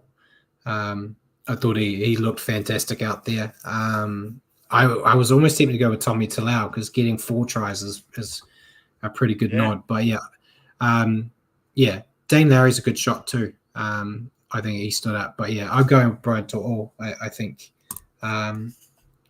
it would have been heavy. Yeah. Bjorn said, was it a trip you'd be proud of? I guess you mean Josh Loa. No, tripping's a dog act. I'm not a fan of tripping or kicking. So, not a good look. You shouldn't trip. And then, Jacko said the Panthers brought Lowry just for situations like this. Yeah, 100%. He was brought in to be that fill-in when needed, and he did an admirable job. So we'll move on to the last game of the round. Where Jacko said, biting okay. I plead the fifth on that. I think biting's fun. I've never bit anyone. But yeah, in the right situation, I guess there's time for it. James Graham. James Graham loved it. So final game on Australia's King's birthday, because they're a bit slow. They don't do it like we do. Bulldogs holding on again, or not holding on, I should say, coming back like a phoenix, defeating the Eels 22-18. Kevin Proctor biting SJ. Sorry, I'm over it now. Bulldogs 4 tries. Stephen Crichton with 2. Blake Wilson with 2. Parramatta 3 tries. Blaze Talangi, Will Penasini, Kalma Tuolangi. Yeah, great display from the Bulldogs here in front of a crazy crowd. They were under pressure throughout the contest from a determined Eels team, but they just found another gear in like that final, 10, 15 minutes and defended their hearts out when the Eels were throwing everything they had at them. Still made a lot of errors, but besides that, I thought it was probably one of the more impressive Bulldogs games we've seen this year. Your take on the Doggies? Yes, impressive win for the Dogs. They trailed a lot of the second half, 18-10, and crossed the line like 4 or 5 times, only to be denied for different reasons. But they also lost Curran through concussion and Preston to injury. But it seemed like most things were going against them, but they still found a way. So that kind of grittiness, we could be looking at a top 8 team, Brad. Potentially. And yeah, Bjorn said, if New South Wales are slow, what do you think of Queensland? Theirs is in October. Holy shit. Man, oh, Chucky loves his holidays all over the show, mate, don't he? But your take on the Eels, looking at what Jacko's just said, he's kind of saying what I'm about to say after you're finished. But Yeah, yeah, no, me too. Similar to Jacko. Back to their losing ways after winning last week. They had the game in their hands, but they couldn't sustain it and allowed the Dogs to finish over the top of them, and frustrations were boiling over, especially with King Gutho going at the ref a lot. But yeah, oh mate, the game was there. The game was there for them. They just couldn't capitalize. hey, the ref was firing the shots, mate. He told him to be a better captain. Yeah, That's a big accusation to throw at a player, but yeah, yeah, the Eels shot themselves in the foot a lot here, but they can't be accused of not trying. They were definitely trying their all, but they just weren't clinical. They threw a lot at the Dogs, but yeah, when it mattered, it just didn't work. They let the Bulldogs get away with some soft tries at the end there. Lost some of their strike when Sivo was ruled out before kickoff. Did look dangerous at times. I think when Talangi got his hands on the ball, he looked a bit exciting. And there's still a much more improved Eel side than before Moses returned, but they've still got to work on those 1%ers and play for the 80. And Jacko mentioned, Moses hurt his origin chances, couldn't close out the game. Yeah, that's the thing you'd put against him, but I think the positive he's got is that he's competing with Nico at the moment. So yeah. Yeah, I think out of the two, you go with Moses, but he really needed to cement this. If he could have orchestrated this win for his team, then he's already on the plane going to Origin 2 without even discussing it. But not to be. Your player to stand out. I went Stephen Crichton. No, so did I. Yeah. Got a nice double. He was really inspirational for the Bulldogs. I think he really got in there and was trying his best to make sure the Bulldogs didn't let this one slip. And he's proven to be a great leader for them. I know really I was scratching my head when he was named as captain, but yeah, thought it was a very solid performance from him. Anything else you want to add? No, you're good. No. So we'll move on to the ladder. If I can bring it up. Look at that. I'm almost getting competent at this. I think you do top 8, mate. Go for it. Okay. While I try to figure out how to make this. But I'm giving it to you again. I'm trying to see if I can make this bigger. Top 4 is unchanged. Melbourne, Cronulla, Penrith, and Dolphins. The Raiders have moved up to 6th.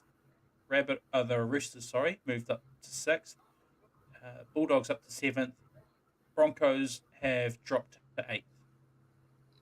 Yeah, and then for the rest, we got the Dragons have moved up to 9th. Warriors have moved up to 10th. We would have stayed 9th if the bloody Eels had won. I was watching that like a hawk. Manly have moved down to 11th. Cowboys have moved down to 12th. Knights moved down to 13th. Eels have moved up to 14th. Titans have moved down to 15th. And Rabbits finally moved up. They're no longer 17th. They're now 16th. Tigers are back where they are at home at 17th.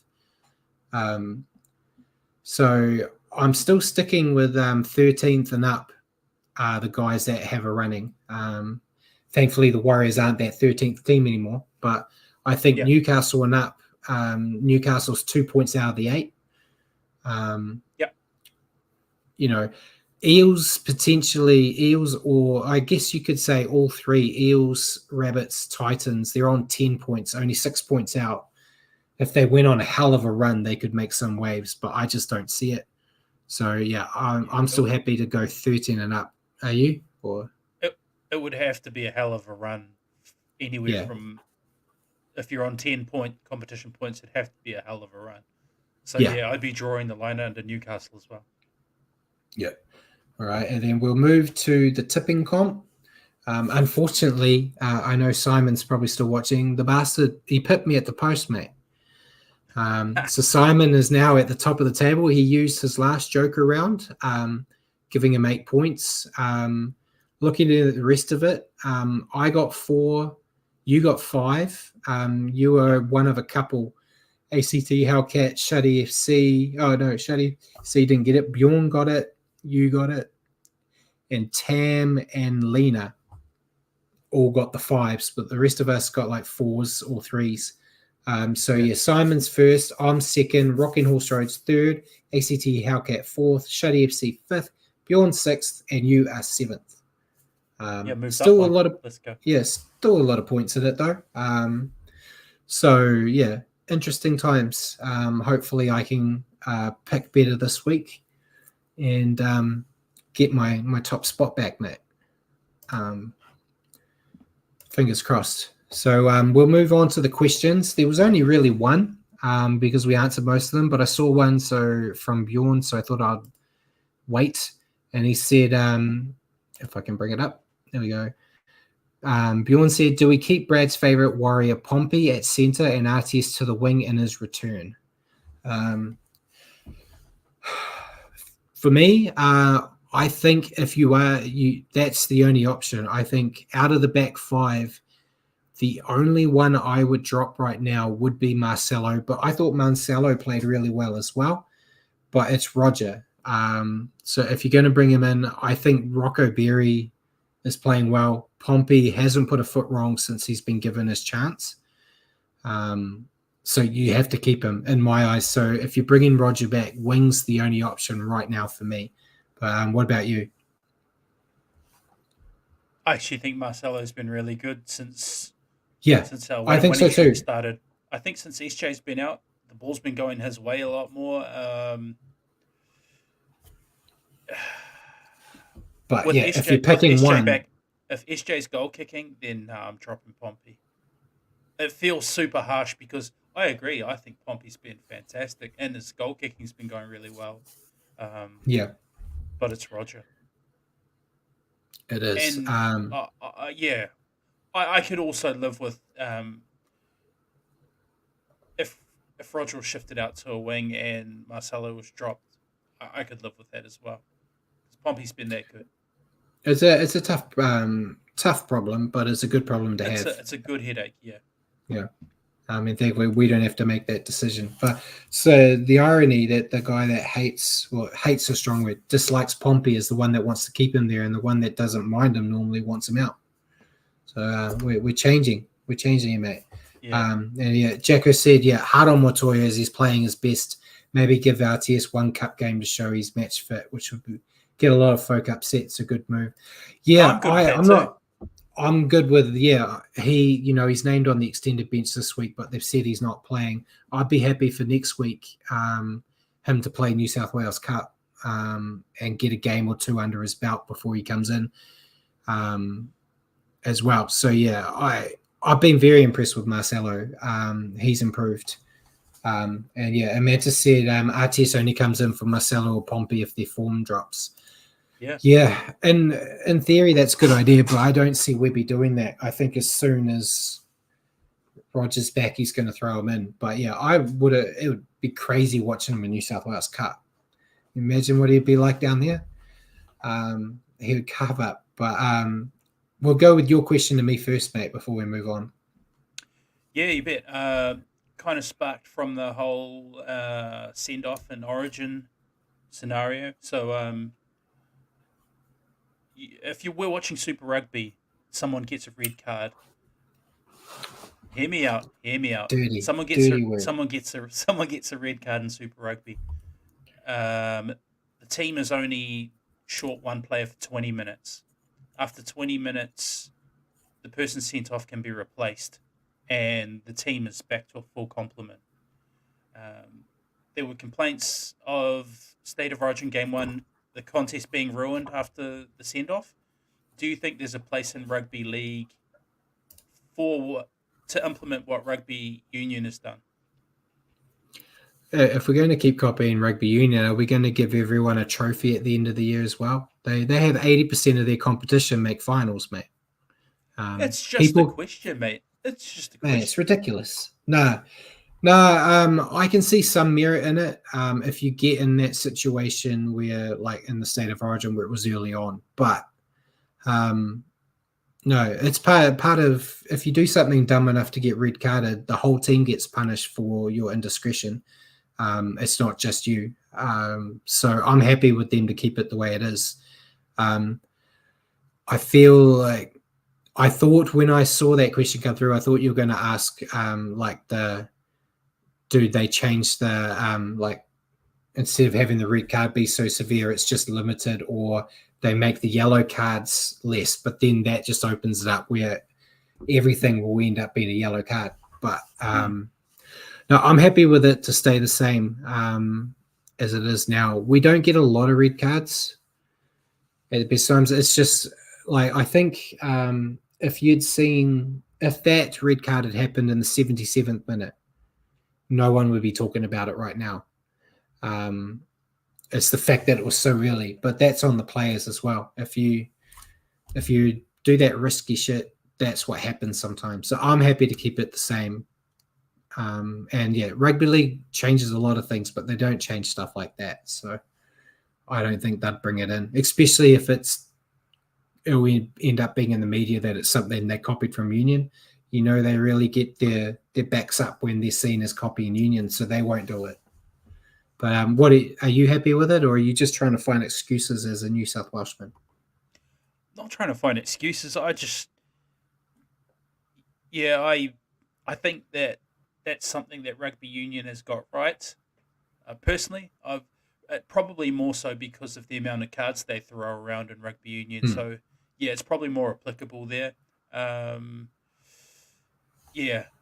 So if they did want to have a knee jerk reaction from State of Origin one, that's one I wouldn't mind.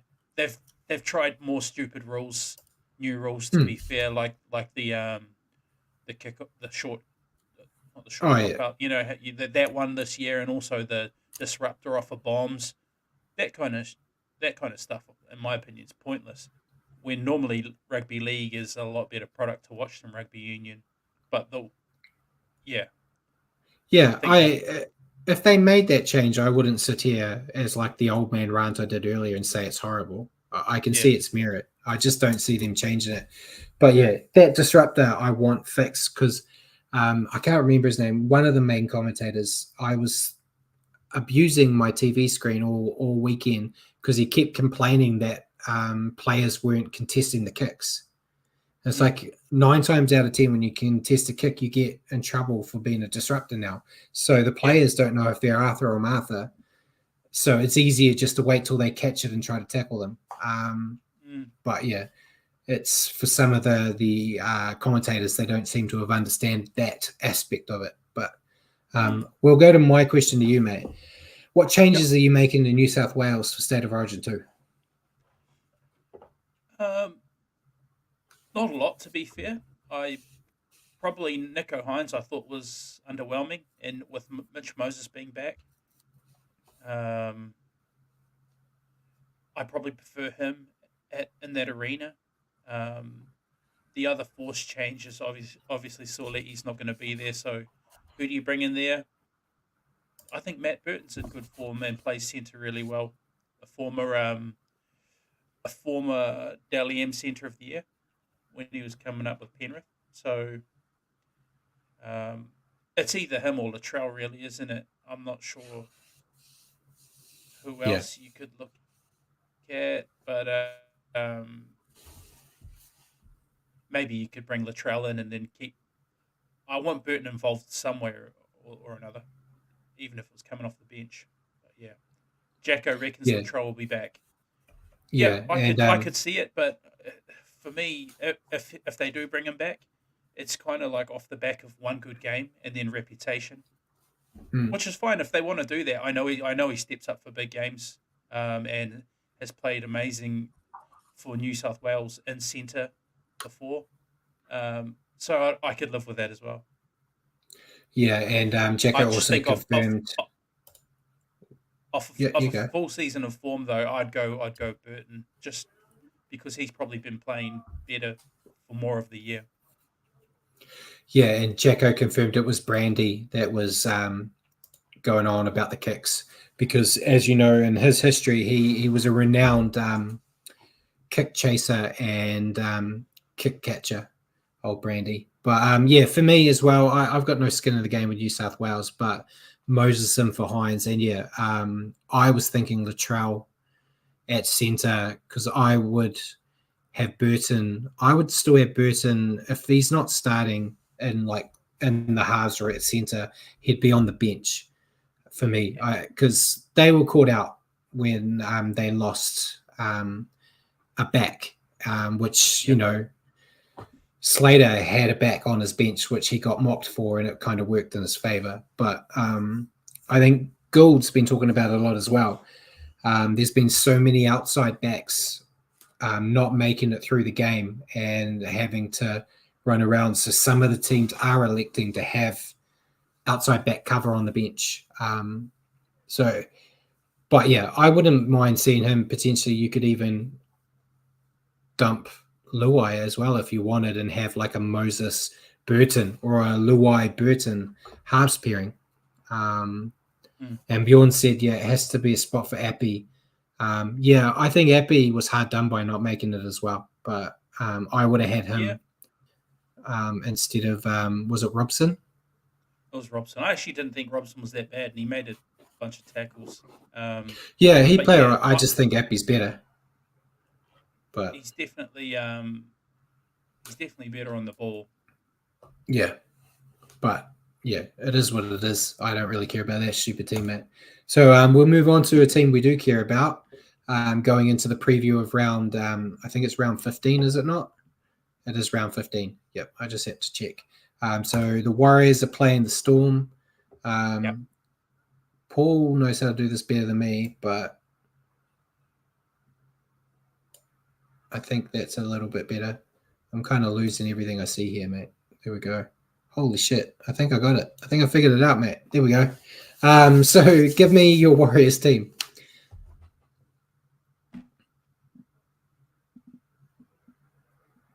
Can you hear me, mate? When you're ready, Warriors team. Yeah, I can. I can now. I was losing you for a second. Warriors team is as follows: Chance Klokstad fullback, Dylan Martinez, Lesniak, Marcelo Montoya on the wings, Rocco Berry, Adam Pompey centres. Tamari Martin has been moved to sixth to accommodate the returning Sean Johnson. Front row: Adam Fanua Blake, Wade Egan, Jackson Ford. Edge back rows: Marata Niokore, Mitch Barnett, Tohu Harris, lock and captain. Interchange bench: Chanel Harris Tavita, Dylan Walker, Jazz Tavanga, and Kurt Capewell. That's how it is as named. Yeah, you happy with that team? I'm very happy. This is what I predicted in my review. I predicted Sean would come in, Tamati goes to 6, and Chanel takes Freddie Lussig's spot. So I'm happy. I think it's one of the stronger teams they've been able to name this year. Yeah, yeah, I'm really pleased, especially on the back of what we've seen over the past Yeah. couple of weeks, and I liked the move of Jackson Ford to the middle and the edge back roles. They're going they're going really well. So let's not change it. And yeah, I just hope that with Sean coming back in, he can hit the ground running and Tamari Martin still maintains what he's been doing. You know, not sort of just play second fiddle and be overcalled by Sean all game. I hope we see a good mix of left and right and both guys with ball in hand. Yeah, and it's the first time this year I think Sean's 100% as well, because even round one they were talking about his Achilles issue. Yeah.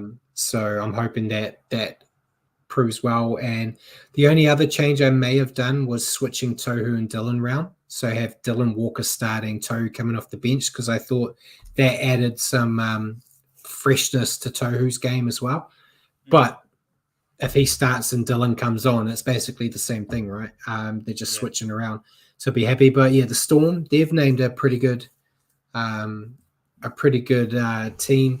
We got Suafa-Longu at fullback, Grant Anderson, Xavier Coates on the wings, Dina Ramire and Nick Meady in the centres, Tyrone Wishart and Jerome Hughes in the halves, front row of Tui Kamia, I always get this wrong. Kamikitha.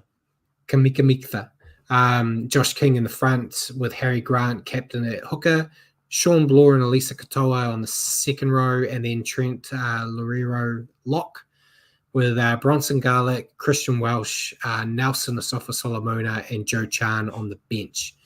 I think it's a pretty good Storm side. Obviously, no Pep, no Munster, but it's still not a team you take lightly. I talked about it already. Nelson and Jerome love playing the Warriors, love beating the Warriors. So they're never easy. It's going to be tough. Jacko has said Grant Hughes, Katoa will be coming down Team M's channel all game with Speedster inside and out, which is a worry, but hopefully we'll be ready for that. I think that's another good reason why you've got Murata and Barnett on the edges. They help the halves defending. That's why we saw Sean as such an improved defender last year, because he had Murata helping him. So I'm hoping that means Tamari's going to be helped out for that stuff. And yeah, Jacko Amanda said TMM is good on defense and we're shielded by Barnett. Yeah. So I think Barnett's going to help him out a lot there. You just got to be smart. Stop them from getting any space to run, and we should be fine. I'm actually picking the Warriors, who I think on TAB have actually moved into favourites in this, which is crazy if you're looking from the outside in, mate. A team not in the 8, facing number 1 team on the ladder, and the team that's like 10th is favourites. But yeah, I'm going with the Warriors at home. I'm confident. I'm feeling all kinds of confident right now. Well, now's the time to do it. We went to Melbourne early. 15-game losing streak against these bastards. We need to get it. It has to be now. We went to Melbourne earlier in the year and really should have won that game, and I think that Storm lineup that night was stronger. And our team was arguably weaker because there was no chance. Yeah. So add on to that, we're playing at Mount Smart, which, another sellout crowd. We're going to have a sellout home crowd behind us. Yeah, I'm going to go Warriors as well. And we didn't get the multi last week. No one is here. So we lost the multi because we backed the Titans. That's what got us wrong. And then we backed the Broncos. So we got 2 of our game of the multi wrong. But I want to tell everyone watching, as promised, I sent Paul the games we agreed on so he could do his bet. He came back and he refused to put money on the Warriors.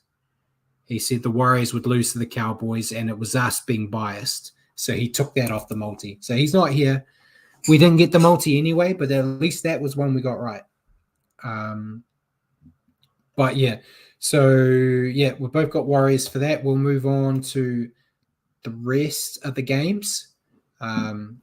So we got first up on Thursday, we got Sharks Dolphins. I've gone with Sharks. Me too.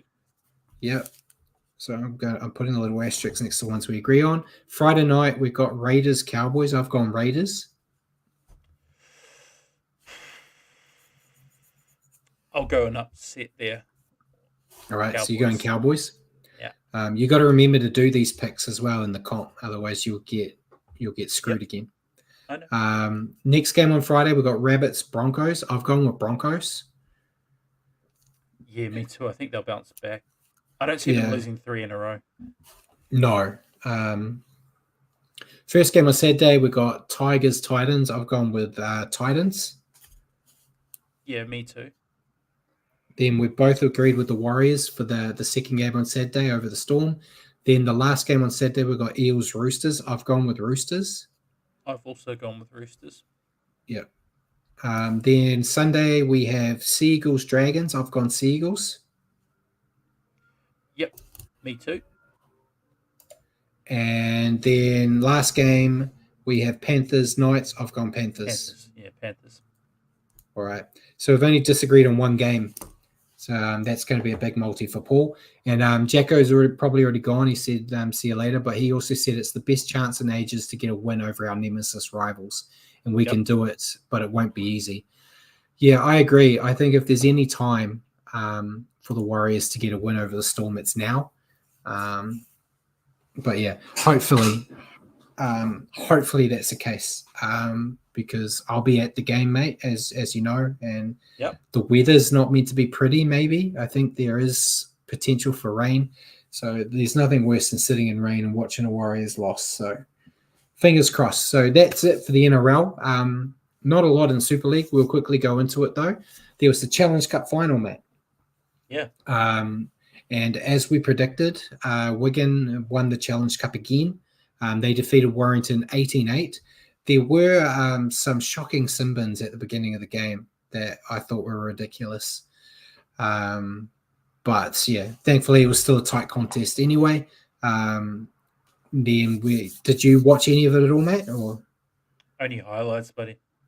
Yeah, same here. I only saw the highlights too. But yeah, very happy that our Wigan team won up there. Round 14 for them starts this week. We've got Warrington versus Salford, Castleford versus Wigan, Hull KR versus Uddersfield, Hull FC versus Leeds, Catalans versus Lee, and then London versus St. Helens. So we're not seeing London get their second win this week, I don't think, Matt, against St. Helens. I don't think so. But yeah, hopefully there's some good contests in there. Anything else you want to add before we let everyone go? No, we can let everyone go. Thanks everyone for the chat. All you regular fellas, always good. And well done, Brad, filling in for Paul 2 weeks in a row. Yeah, no Origin game. So we did, an hour and 4 last week, and now we're almost 2 hours this week because there's no Origin to rush off to. Yeah. But ladies and gentlemen, thank you for joining us tonight on the Standoff with Brad and Richie. For your weekly update on rugby league, tune into our show next week at 8 p.m. on Wednesday here on Facebook or YouTube, or at your convenience on iHeartRadio, Spotify. Just remember to search for New Zealand Sport Radio. Cheers again for joining me, Richie, and good night, everyone.